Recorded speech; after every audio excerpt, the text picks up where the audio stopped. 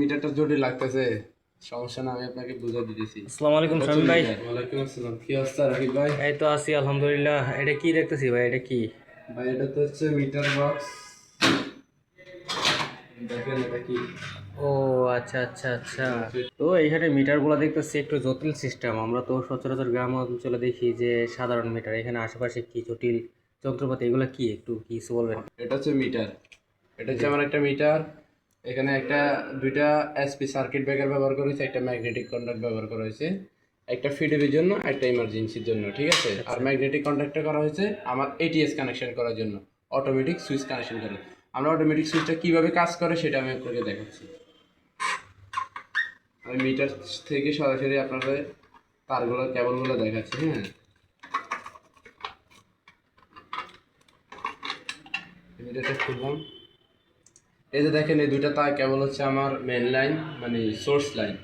এই দুটো হচ্ছে আমার সার্ভিস লাইন, আউট লাইন। এই দুটো আমার ফ্ল্যাটের লাইন। আর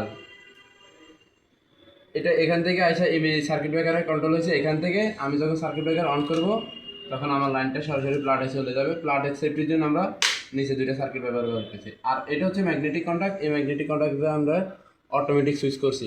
অটোমেটিকটা সুইচটা হলো যে কারেন্ট চলে গেলে জেনারেটর চালু হবে।